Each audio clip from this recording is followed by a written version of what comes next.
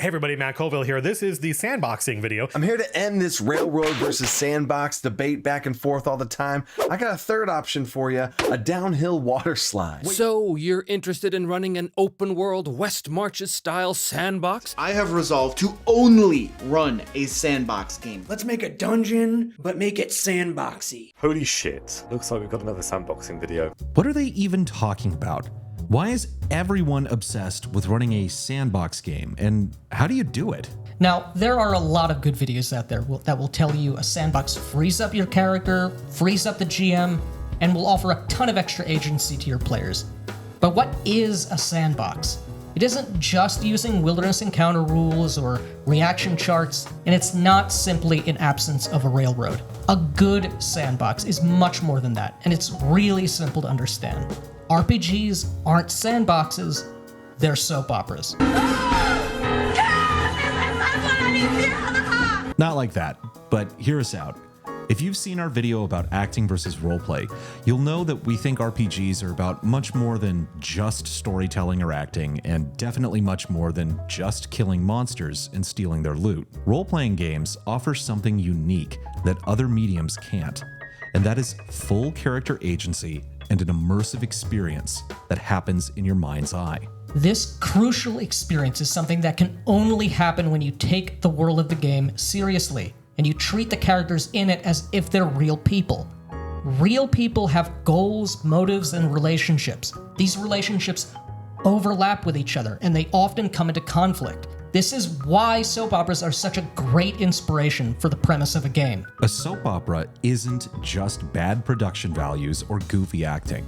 It's a structure in which characters interact with each other. Every character on a soap opera is connected to someone else. They have secrets and goals that butt up against each other. They function as a kind of series of interconnected dominoes. By knocking one over, their actions ripple out and affect everyone around them, sometimes in ways that no one could have anticipated.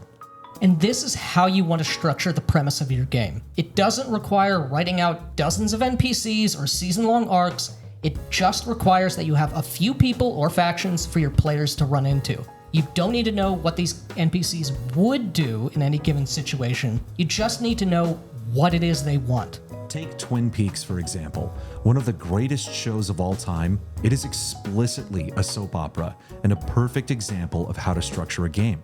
Forget for a second that this takes place in the modern world and focus on the relationships. Dale Cooper is essentially the player character in this show.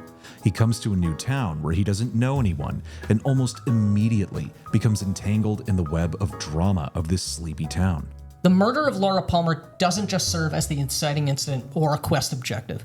It's the singular link that connects a massive number of simultaneous plot lines happening all around Dale. This is a perfect example of how to set up a game for success. Through a single point of interest or plot hook, your players can become tangled in a web of drama of your own world. You don't need to plan out a linear set of sessions or lay down a trail of breadcrumbs for your players. You just need to let them stumble into the web.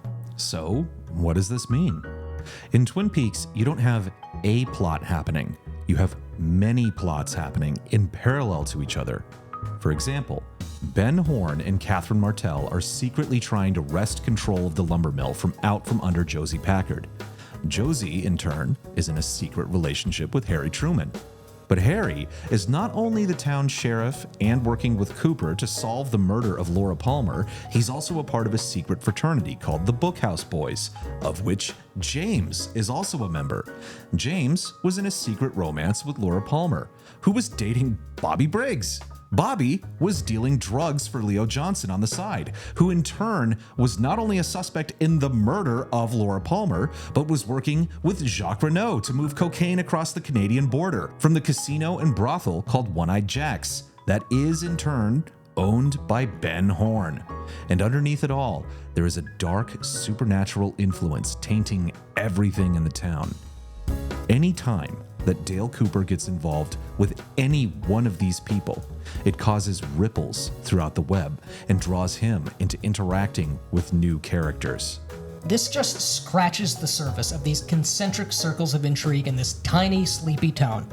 At no point in that description was there a linear narrative that followed beats A, B, and C to an epic conclusion. There's no linear way of discovering any or all of these facts. No predetermined adventure path could reveal them to you in a way that made any kind of sense. And that's the point. An RPG allows you and your players to stumble into these relationships and schemes, disrupt them, help them, or utterly blow them up depending on what you do. And this is why a soap opera structure is so awesome. As a game master, this is so much less work and so much more fun and fulfilling. You don't know what effects your players are going to have on this web of intrigue until the players start interacting with it. And you don't have to know. That's part of the fun. You get to enjoy the mystery of the game unfolding in front of you in a way that's almost similar to the players. And this frees you up from having to spend hours and hours of your time prepping content for your players to passively consume. And this is why we've used this structure in our upcoming Shadowdark RPG module, the Shucked Oyster. The Shucked Oyster is our Laura Palmer for fantasy games. It's a singular location that serves as a nexus to connect your players to a giant web of intrigue and adventure.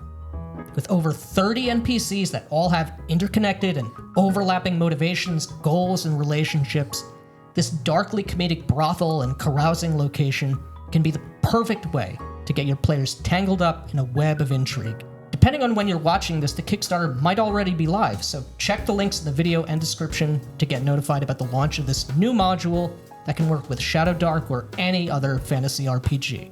So what is our advice for implementing a soap opera structure in your own game? Set aside your usual session prep and stop plotting out the grand story of your campaign. Your players are always going to throw a wrench into that anyway. Instead, focus on designing the region you'll be adventuring in and place some points of interest on your map.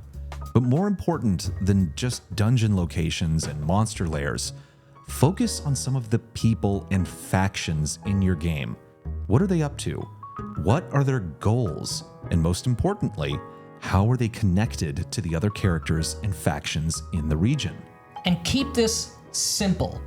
We aren't telling you to write the Star Wars prequels or Game of Thrones. When in doubt, bring everything back to high school politics. This is something everyone understands, and more importantly, it's how the real world works. Unfortunately, we never truly leave high school.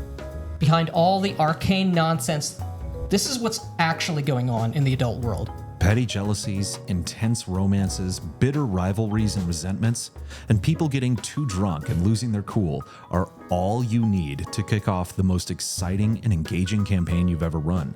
Your players will intuitively understand these high school relationships since they were such a visceral part of everyone's formative years.